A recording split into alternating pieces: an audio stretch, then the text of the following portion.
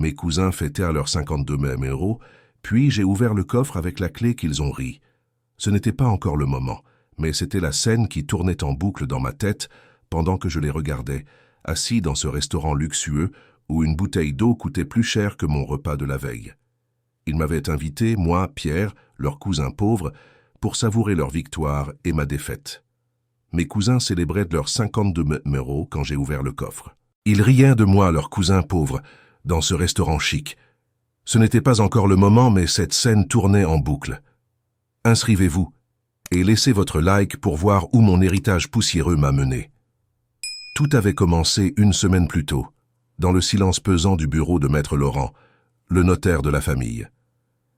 Mes cousins, Antoine et Nicolas, étaient là, vêtus de costumes sur mesure qui semblaient crier leur succès. Moi, j'avais mis ma plus belle chemise, celle que je gardais pour les entretiens d'embauche.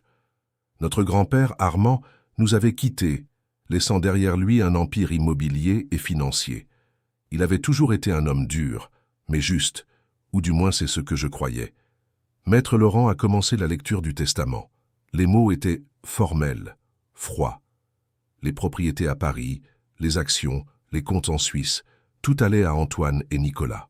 La somme totale a été annoncée comme un coup de tonnerre, 52 millions d'euros. J'ai vu le sourire suffisant d'Antoine, le regard méprisant de Nicolas. Ils avaient gagné, ils avaient toujours gagné. Puis, le notaire a prononcé mon nom. Mon cœur a eu un soubresaut stupide. À mon petit-fils, Pierre, qui a toujours préféré les histoires aux chiffres, je lègue le vieux coffre en fer qui se trouve dans mon grenier, ainsi que sa clé unique. Un silence a envahi la pièce. Un silence total, absolu. Puis il a été brisé par un rire. Le rire gras et cruel d'Antoine. Nicolas l'a rejoint, son rire plus aigu, plus perçant. Il riait si fort que leur visage était devenu rouge. « Le trésor de Pierre !» a hurlé Antoine en essuyant une larme de son œil. Un coffre plein de poussière, grand-père avait vraiment de l'humour. Je sentais le sang me monter aux joues. L'humiliation était une brûlure physique, mais j'ai regardé Maître Laurent qui avait un air impassible, et j'ai hoché la tête. Je n'allais pas leur donner le plaisir de me voir craquer. J'ai pris la petite clé rouillée qu'ils me tendaient. Elle était froide et étonnamment lourde dans ma main. Ce soir-là, au restaurant, ils ont commandé le champagne le plus cher. « À grand-père Armand !» a dit Antoine en levant son verre, et à son incroyable sens de l'humour. Ils ont trinqué en me regardant, leurs yeux brillants de malice. Je n'ai pas touché à mon verre. Le coffre était dans le coffre de ma vieille voiture, une masse sombre et silencieuse. Ils pensaient que c'était une blague, une dernière humiliation, mais ils ne connaissaient pas notre grand-père. Armand n'était pas un homme de blague, c'était un homme d'énigme. En sentant le poids de la clé dans ma poche, je savais que ce n'était pas la fin de l'histoire, c'était le début. La vraie lecture du testament allait bientôt commencer. J'ai conduit en silence, le rire de mes cousins résonnant encore dans ma tête comme une mauvaise chanson. La vieille Renault Clio semblait protester à chaque virage, comme si elle aussi sentait le poids de l'humiliation. Dans le coffre en fer d'Armand était une présence lourde et froide. En arrivant devant mon petit immeuble de banlieue, le contraste avec le restaurant étoilé où nous étions était brutal. Mon appartement était simple, propre, mais chaque meuble racontait une histoire de fin de mois difficile. J'ai dû demander l'aide de mon voisin, un jeune homme nommé Léo, juste pour monter le coffre par les 3 étages sans ascenseur. Il était incroyablement lourd. Une fois dans mon salon, il occupait presque tout l'espace, un monolithe de fer et de mystère. Je l'ai remercié et je me suis retrouvé seul avec mon héritage. Je me suis assis par terre, le dos contre le canapé, et je l'ai regardé pendant un long moment.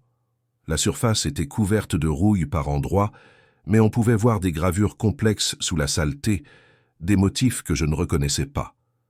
Mon grand-père Armand disait toujours « La plus grande richesse n'est pas celle qu'on affiche, mais celle qu'on découvre ». Il me disait ça quand on se promenait dans les marchés aux puces, cherchant des livres rares. Pour Antoine et Nicolas, la richesse était un chiffre sur un compte en banque, un costume cher, une bouteille de champagne à 1000 euros. Pour Armand, c'était autre chose. J'ai sorti la clé de ma poche. Elle semblait minuscule par rapport à la serrure massive et ornée. J'ai hésité une seconde. Et si mes cousins avaient raison? Et si à l'intérieur il n'y avait que de vieilles paperasses sans valeur, une dernière blague d'un vieil homme excentrique? L'humiliation du restaurant était encore vive. leur sourire suffisant, leur pitié feinte. Non, je ne pouvais pas leur donner cette satisfaction. J'ai inséré la clé dans la serrure, elle a grincé. J'ai dû forcer un peu, la rouille avait fait son travail. Puis avec un clac sonore qui a résonné dans le silence de mon appartement, le mécanisme s'est déverrouillé. J'ai pris une grande inspiration et j'ai soulevé le lourd couvercle. À l'intérieur, pas de lingots d'or, pas de diamants. Une odeur de vieux papier et de cuir a envahi la pièce. Le coffre était rempli de vieux registres comptables reliés en cuir, de liasses de lettres attachées avec de la ficelle, de quelques photos en noir et blanc et de cartes géographiques jaunies. Au premier abord, c'était décevant. C'était exactement ce que mes cousins avaient imaginé, les archives poussiéreuses d'un vieil homme. J'ai commencé à sortir les objets un par un, les posant délicatement sur mon tapis. Il y avait des registres de toutes les propriétés qu'Armand avait achetées et vendues depuis les années 50. Des lettres d'amour à ma grand-mère, des photos de mon père, enfant, des souvenirs. C'était touchant, mais ça ne valait pas 52 millions d'euros. Puis, tout au fond, sous une pile de cartes de la région de Normandie, j'ai trouvé quelque chose d'autre. Ce n'était pas un registre, c'était un journal personnel, relié en cuir noir, beaucoup plus récent que le reste. Sur la première page, écrit de la main tremblante mais reconnaissable de mon grand-père, il y avait une seule phrase. Pour Pierre, la vraie comptabilité. J'ai froncé les sourcils. La vraie comptabilité? Qu'est-ce que ça voulait dire? J'ai feuilleté les pages. Elles n'étaient pas remplies de chiffres, mais d'histoires, de notes, de noms. Et c'est là que j'ai vu leurs noms. Antoine, Nicolas. Et à côté de chaque nom, des dates et des descriptions d'événements que je ne comprenais pas. Ce n'était pas un héritage, c'était un dossier. Je suis resté assis sur le sol de mon salon pendant ce qui m'a semblé être des heures, le journal en cuir noir posé sur mes genoux. La lumière du lampadaire de la rue filtrait à travers mes rideaux, projetant de longues ombres qui dansaient autour du coffre en fer, le rendant encore plus imposant. Le rire de mes cousins était un écho lointain maintenant, remplacé par le silence lourd de la vérité qui commençait à peine à se dévoiler. J'ai ouvert le journal à la première page marquée du nom d'Antoine. L'écriture de mon grand-père était précise, presque clinique. Ce n'était pas un journal intime, c'était un livre de comptes d'un autre genre. Chaque entrée était une transaction, une date, un lieu et une description concise. 14 mars 2018. Vente de l'immeuble rue de la Paix. Prix officiel, 2,2 millions. Prix réel, 3,5 millions. Différences versées sur le compte de la société écran Innovest au Luxembourg. Gérant, Antoine. Mon souffle s'est coupé. J'ai tourné les pages, fébrile. Il y en avait des dizaines. Des transactions immobilières sous-évaluées, des factures gonflées pour des rénovations qui n'avaient jamais eu lieu, des dividendes de sociétés familiales détournés vers des comptes offshore. C'était une hémorragie financière qui durait depuis plus de 10 ans. Antoine et Nicolas avaient méthodiquement pillé la fortune de leur propre grand-père, morceau par morceau, pensant qu'il était trop vieux ou trop distrait pour s'en rendre compte. Mais il avait tout vu, tout noté. Je me suis souvenu d'une chose que mon grand-père Armand me disait souvent quand nous réparions de vieilles horloges ensemble dans son atelier. Il tapotait le mécanisme complexe et disait « Les murs les plus solides sont construits avec des secrets, mais une seule fissure peut tout faire tomber. » Je n'avais jamais vraiment compris ce qu'il voulait dire. Maintenant, je tenais la fissure dans mes mains. Ce journal était le marteau qui pouvait faire s'écrouler leur empire bâti sur le mensonge. Une rage froide a commencé à monter en moi, chassant l'humiliation. Ce n'était pas de la colère chaude et impulsive, mais quelque chose de plus profond, de plus calculé. Ils ne s'étaient pas contentés de me mépriser. Ils avaient trahi l'homme qui leur avait tout donné. Les 52 millions d'euros qu'ils avaient hérités n'étaient que la partie visible de l'iceberg, la partie qu'ils n'avaient pas encore eu le temps de voler. J'ai continué ma lecture jusqu'à l'aube. Le journal détaillait tout, avec des numéros de compte, des noms de contacts, des copies de documents cachés dans un double fond du coffre que je n'avais pas encore trouvé. Armand avait passé les dernières années de sa vie non pas à se reposer, mais à construire ce dossier. Il n'avait pas légué à ses 2 autres petits-fils une fortune, il leur avait tendu une corde, et il m'avait donné, à moi, le pouvoir de tirer dessus. Le coffre n'était pas un lot de consolation, c'était une arme.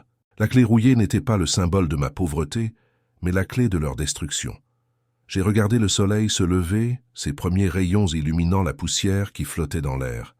Le champagne cher, les costumes sur mesure, leurs sourires arrogants, tout cela allait bientôt disparaître. Ils avaient célébré leur victoire trop tôt. La partie d'échecs n'était pas terminée. Mon grand-père venait de me passer la main et c'était à mon tour de jouer. J'ai posé le journal, j'ai pris mon téléphone et j'ai regardé la carte de visite de Maître Laurent, le notaire. La première question était simple. Était-il un complice ou juste un pion ignorant dans leur jeu? Je devais le découvrir. Le lendemain matin, après une nuit sans sommeil passée à relire les pages du journal d'Armand, j'ai pris mon téléphone. Mes doigts étaient froids quand j'ai composé le numéro de l'étude de Maître Laurent.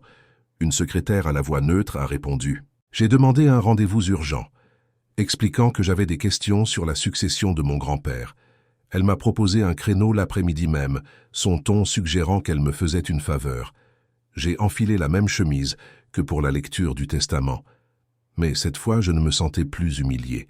Je portais le journal noir dans une vieille sacoche en cuir qui avait appartenu à mon père. L'étude du notaire était exactement comme dans mon souvenir. Des boiseries sombres, une odeur de cire et de vieux papier, un silence de cathédrale. Tout ici respirait l'ordre, la tradition, la légalité. C'était le décor parfait pour cacher les pires trahisons. Maître Laurent m'a reçu dans son bureau imposant. Il était assis derrière un bureau en acajou massif, grand comme une table de ping-pong. Il a joint les mains et m'a regardé par-dessus ses lunettes. « Monsieur » a-t-il commencé d'un ton un peu las. « Je comprends votre déception, mais le testament de votre grand-père est formel. Il n'y a rien que l'on puisse faire. » Il pensait que j'étais venu me plaindre. « Parfait.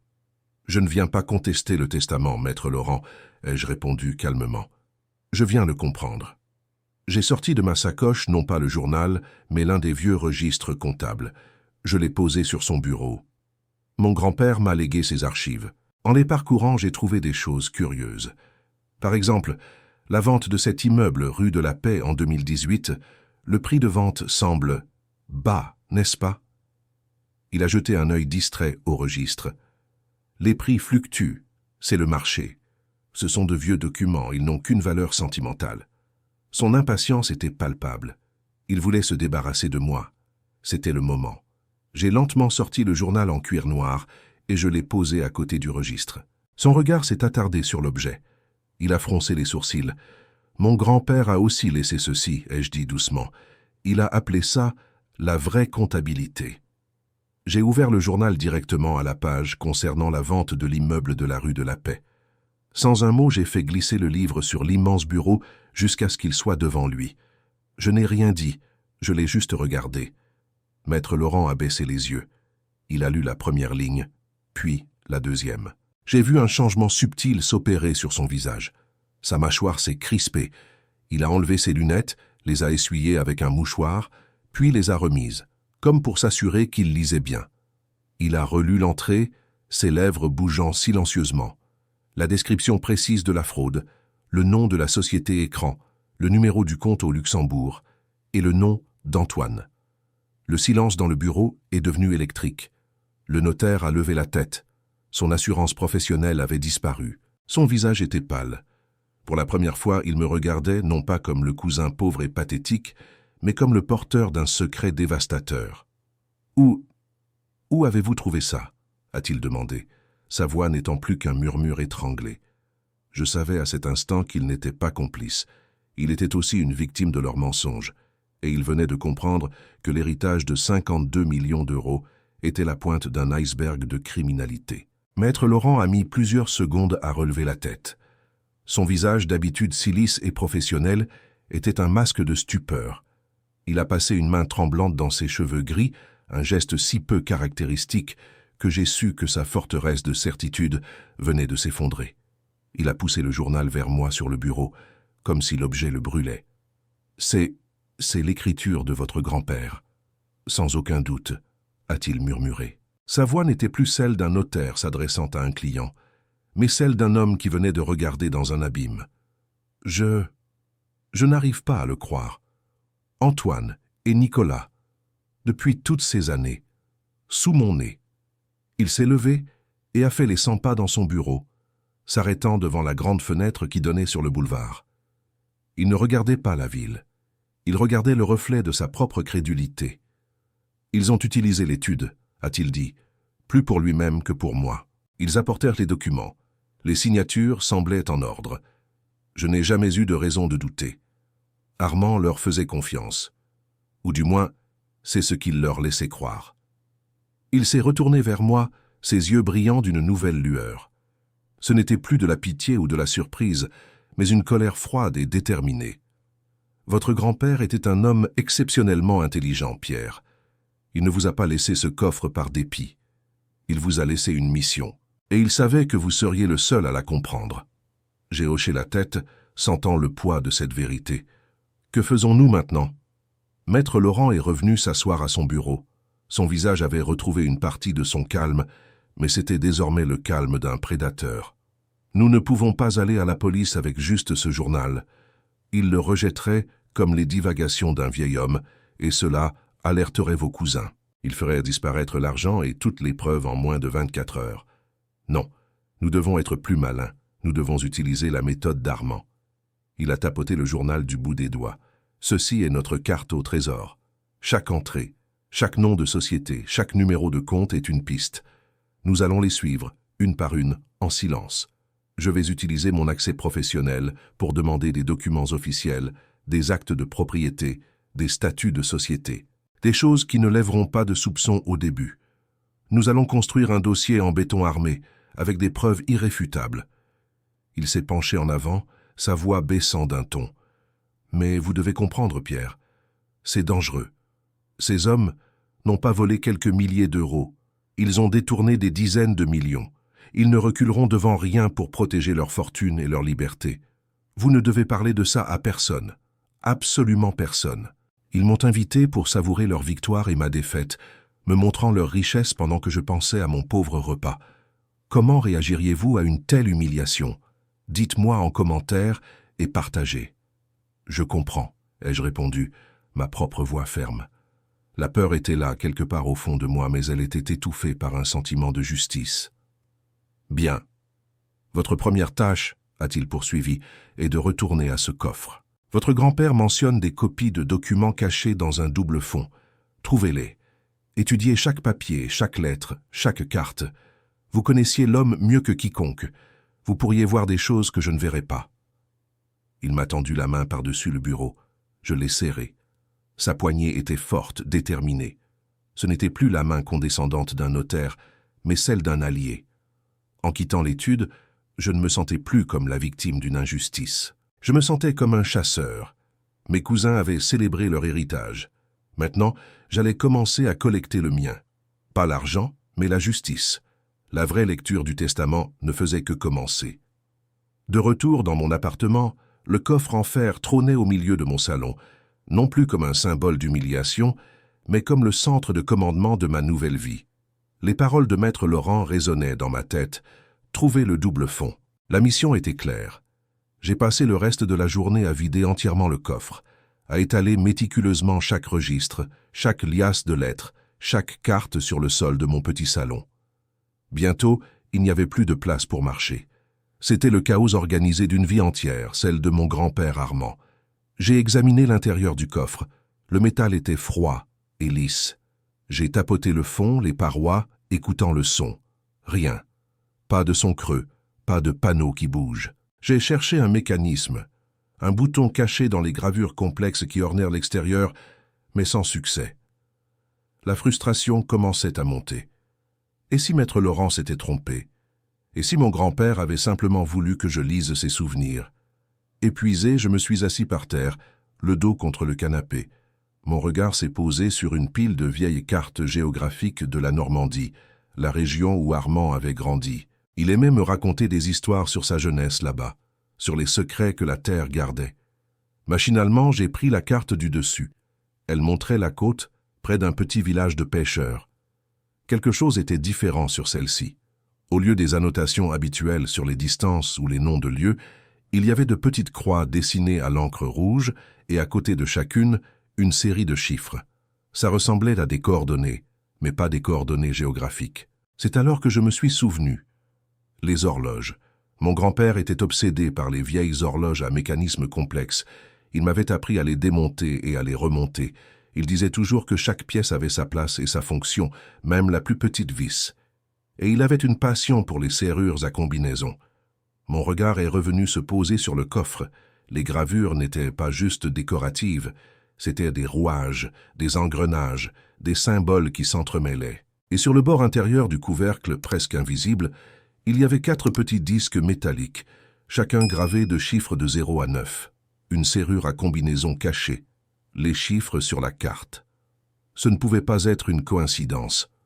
Mes mains tremblaient légèrement tandis que je reportais la première série de chiffres de la carte sur les disques.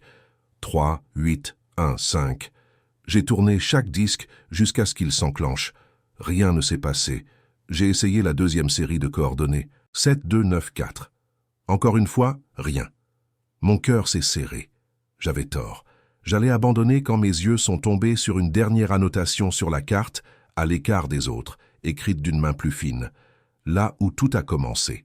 Et une seule série de chiffres. 1, 9, 4, 4. L'année du débarquement en Normandie.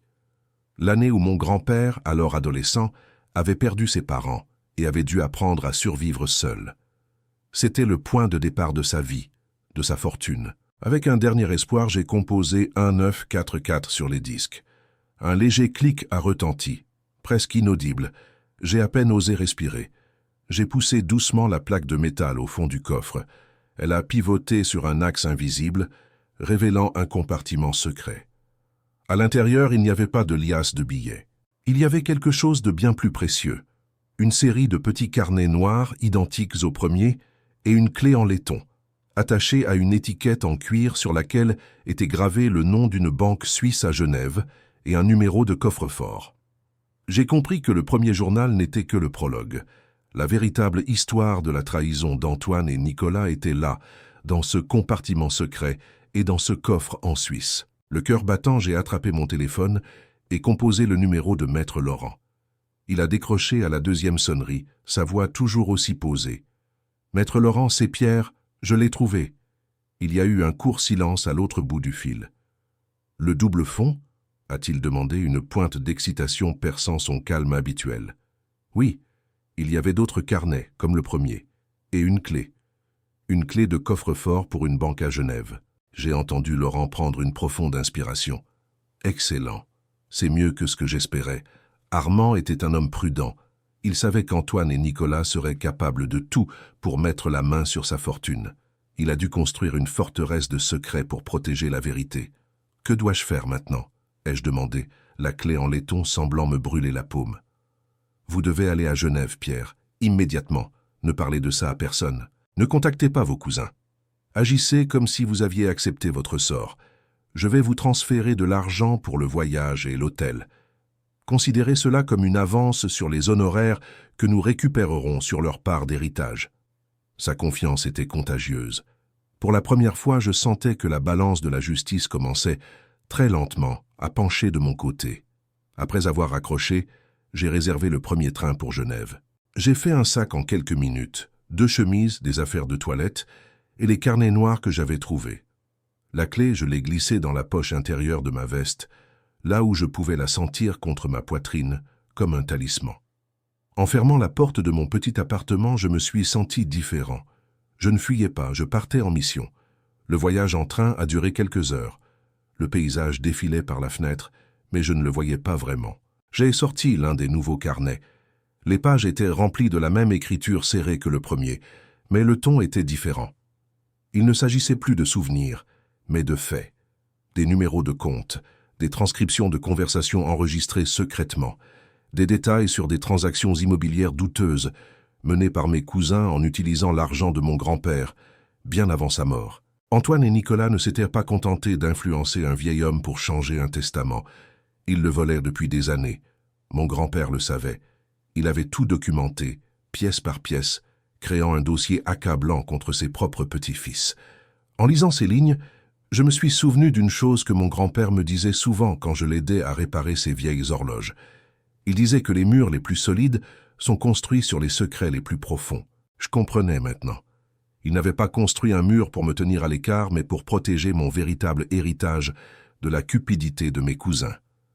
Le train est arrivé à la gare de Genève en fin d'après-midi. L'air était frais, différent de celui de Paris.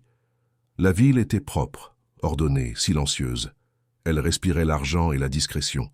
J'ai pris un taxi et donné l'adresse de la banque indiquée sur l'étiquette de la clé. Le bâtiment était une forteresse de marbre et de verre, intimidante et impersonnelle. Des hommes en costume entraient et sortaient avec une assurance que je n'avais jamais connue. Pendant un instant, le doute m'a envahi. Moi, Pierre, avec ma chemise froissée et mon sac de voyage bon marché, qu'est-ce que je faisais là? Puis j'ai senti le poids de la clé dans ma poche. J'ai redressé les épaules, j'ai traversé les portes vitrées et je me suis dirigé vers le comptoir. La vraie lecture du testament allait enfin avoir lieu. Devant le comptoir en marbre poli, j'ai attendu mon tour, le cœur battant au rythme lent et lourd d'une horloge de grand-père. Une femme élégante devant moi discutait de millions de francs suisses, avec la même décontraction que si elle commandait une baguette. Quand elle est partie, laissant derrière elle un parfum coûteux, je me suis avancé. Un homme d'une cinquantaine d'années, au visage impassible et portant un badge au nom de Charles, a levé les yeux vers moi. « Bonjour, monsieur. En quoi puis-je vous aider ?» Sa voix était polie, mais aussi froide que le marbre qui nous séparait. J'ai sorti la clé de ma poche, la posant doucement sur le comptoir. Le petit bruit du laiton sur la pierre a semblé résonner dans le silence de la banque. Je viens pour accéder à un coffre-fort. Charles a pris la clé, l'a examinée, puis a tapé le numéro de l'étiquette sur son clavier. Il a froncé les sourcils un instant. « Le coffre de Monsieur Armand. Il nous faut une pièce d'identité, s'il vous plaît. Et il y a un mot de passe requis pour l'accès. » Mon sang s'est glacé. Un mot de passe. Ni mon grand-père ni maître Laurent ne m'avaient parlé de ça. J'ai tendu mon passeport, mon esprit tournant à toute vitesse. Qu'est-ce que ça pouvait être? Une date? Un nom? J'ai pensé aux chiffres sur la carte. 1944. C'était une possibilité. « Le mot de passe, monsieur ?» a insisté Charles, sa patience visiblement limitée. J'ai pris une grande inspiration. « Là où tout a commencé, » ai-je dit, reprenant les mots écrits sur la carte. Le visage de Charles est resté neutre, mais il a tapé la phrase dans son ordinateur. Une petite lumière verte s'est allumée sur son écran. Il a hoché la tête. « Très bien. Suivez-moi, s'il vous plaît. » Je l'ai suivi à travers un dédale de couloirs feutrés jusqu'à une immense porte circulaire en acier, qui ressemblait à l'entrée d'un bunker. En la voyant, j'ai repensé à ce que mon grand-père disait, que les murs les plus solides sont construits sur les secrets les plus profonds. Il avait littéralement bâti une forteresse pour protéger le sien. Charles a utilisé sa propre clé en même temps que la mienne et nous avons tourné les poignets en synchronisation. La porte massive a pivoté sans un bruit, révélant la salle des coffres. Des centaines de boîtes métalliques de toute taille tapissaient les murs du sol au plafond. Il m'a conduit au numéro 342, une boîte de taille moyenne. Il a inséré les 2 clés, a tourné, puis s'est retiré. La salle privée est juste là. Appuyez sur le bouton quand vous aurez terminé. Je me suis retrouvé seul. Mes mains tremblaient en tirant le lourd tiroir en métal. Il était rempli à ras-bord. Au-dessus, une simple enveloppe scellée avec mon nom, Pierre, écrit de la main de mon grand-père. Je l'ai ouverte. À l'intérieur, une lettre et un document juridique. La lettre était courte. « Mon cher Pierre, si tu lis ceci, c'est que tu as été assez malin pour suivre les miettes que j'ai laissées. Je suis désolé de t'avoir imposé cette épreuve. Tes cousins sont devenus avides, aveuglés par l'argent. Ils m'ont manipulé, mais je n'ai jamais été dupe. Ce coffre contient le seul et unique testament valide, rédigé et signé il y a 1 an, ainsi que toutes les preuves de leur malversation. Ce n'est pas l'argent qui est ton héritage, c'est la justice. Fais ce qui est juste. » J'ai déplié le document qui l'accompagnait. C'était un testament officiel, daté, contresigné par 2 témoins et authentifié par un autre notaire, ici à Genève. Il annulait tous les testaments précédents. Dans celui-ci, Antoine et Nicolas ne recevaient rien, absolument rien. La totalité de la fortune, les 52 millions d'euros, m'étaient légués. J'ai dû relire la phrase 3 fois pour y croire. J'avais en main la bombe qui allait faire exploser leur monde de mensonges. Je suis resté assis sur le petit tabouret de la salle privée pendant ce qui a semblé être une éternité. Le vrai testament posé sur mes genoux. 52 millions d'euros. La somme était si absurde, si vertigineuse, qu'elle n'avait aucun sens. Ce n'était pas l'argent qui me secouait, mais la portée du plan de mon grand-père. Il m'avait fait confiance, non pas pour gérer sa fortune, mais pour rétablir la vérité. Il m'avait donné une arme, et maintenant, je devais apprendre à m'en servir. Sous le testament se trouvaient des dossiers méticuleusement organisés. Chaque dossier correspondait à une transaction frauduleuse, un détournement de fonds. Il y avait des copies de relevés bancaires offshore, des enregistrements audio de conversations où Antoine se vantait d'avoir imité la signature d'Armand, et des photos de Nicolas rencontrant des hommes d'affaires véreux. Mes cousins n'étaient pas seulement des héritiers avides, c'étaient des criminels. Ils avaient saigné l'empire de mon grand-père à blanc, goutte à goutte, pendant des années, tout en lui souriant lors des déjeuners de famille. La nausée m'est montée à la gorge. J'ai repensé à toutes les fois où ils m'avaient traité avec condescendance, me jetant quelques miettes de leur richesse volée. Le dîner de célébration, leur rire en me voyant avec le vieux coffre, tout cela n'était que la dernière insulte d'une longue série. Je me suis souvenu d'une phrase que mon grand-père me répétait quand nous jardinions ensemble. « La justice est une graine lente, Pierre, mais son arbre finit toujours par briser la pierre. » La graine avait été plantée il y a longtemps, et l'arbre était sur le point de fendre leur monde en deux. J'ai sorti mon téléphone et appelé Maître Laurent. Ma voix était étonnamment stable quand il a répondu. « Je les ai-je dit simplement. Le testament, les preuves, tout. Je n'en attendais pas moins de vous, Pierre. Et d'Armand, a répondu Laurent, son ton toujours calme, mais je pouvais déceler une note de triomphe. Écoutez-moi attentivement. Le testament genevois est irréfutable. Il annule celui de Paris. Légalement, vous êtes l'unique héritier. Nous pourrions simplement le présenter et les laisser s'effondrer. Il a marqué une pause. Mais ce ne serait pas juste, n'est-ce pas? Pas après ce qu'ils vous ont fait. Pas après la façon dont ils ont sali la mémoire de votre grand-père. Non, ai-je répondu, une froide détermination s'installant en moi. Ce ne serait pas suffisant. Je pensais bien. Alors voici le plan. Dans 2 jours, la Fondation Armand organise son gala de charité annuel à Paris. Vos cousins, en tant que nouveaux dirigeants, prononceront le discours d'ouverture. Ils vont parler de l'héritage de leur grand-père, de sa générosité, de ses valeurs. Un sourire glacial s'est dessiné sur mes lèvres. Je comprenais où ils voulaient en venir. C'est la scène parfaite, ai-je murmuré. Exactement. Vous allez rentrer à Paris demain. Ne les contactez pas. Agissez comme si vous étiez vaincu. Je vais préparer les documents nécessaires et contacter un huissier de justice discret et un journaliste de confiance. Nous n'allons pas seulement leur reprendre l'argent, Pierre. Nous allons leur reprendre leur nom, leur réputation, devant tout le monde qu'ils ont passé leur vie à essayer d'impressionner. Je serai là, ai-je dit. Bien. Reposez-vous, Pierre. La guerre est presque terminée. Il ne reste plus que la bataille finale. En raccrochant, j'ai rangé les documents dans le coffre, ne gardant que le testament sur moi. En sortant de la banque, l'air frais de Genève m'a semblé différent. Ce n'était plus l'air de l'exil, mais celui qui précédait la tempête. La vraie lecture du testament n'aurait pas lieu dans un bureau de notaire, mais sur une scène sous les projecteurs. Le soir du gala, je suis entré dans la grande salle de réception de l'hôtel de Crillon. Les lustres brillaient sur une mer de robes de soirée et de smoking.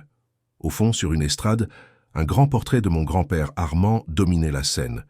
Mes cousins, Antoine et Nicolas, se pavanaient, serrant des mains, leurs sourires aussi faux que les compliments qu'ils recevaient.